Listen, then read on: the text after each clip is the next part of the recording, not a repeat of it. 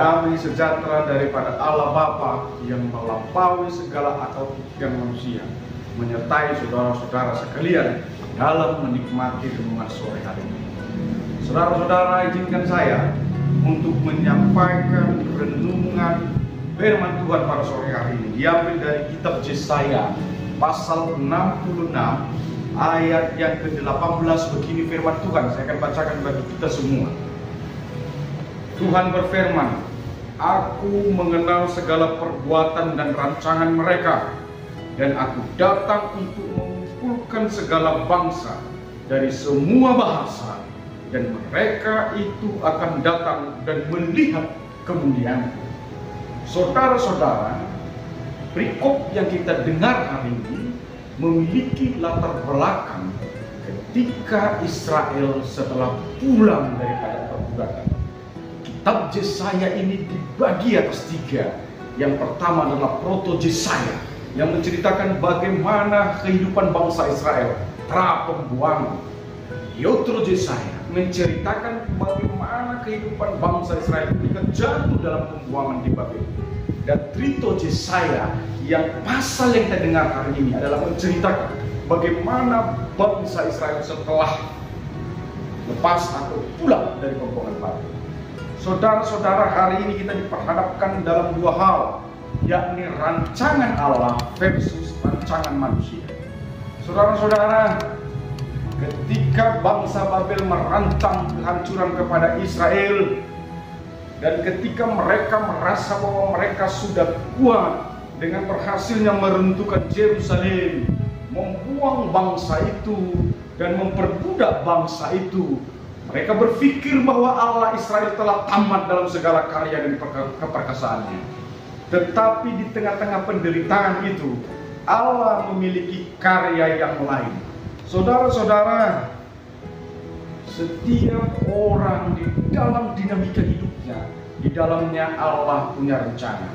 Jadi tidak selamanya saudara-saudara kita harus mengklaim ketika kita jatuh dalam penderitaan yang dalam, ketika kita jatuh dalam kesulitan yang amat pelik, lalu kita berkata Allah sudah tidak ada. Saudara-saudara, Allah juga memakai kesakitan, Allah juga memakai penderitaan. Tujuannya semata-mata adalah agar melalui penderitaan itu menjadi representasi tangan Allah untuk mendisiplinkan hidup kita. Karena lazimnya secara psikologi manusia akan lebih mudah berefleksi dan mengevaluasi diri ketika dia jatuh dalam kesulitan. Oleh karena itu saudara-saudara, pasca daripada pembuangan itu, lalu Allah berkata, "Aku mengetahui rancangan mereka." Mereka di sini adalah orang-orang jahat itu, orang-orang munafik itu, Babel itu, yaitu orang-orang jahat yang ada di sekitar kita yang merancangkan yang jahat.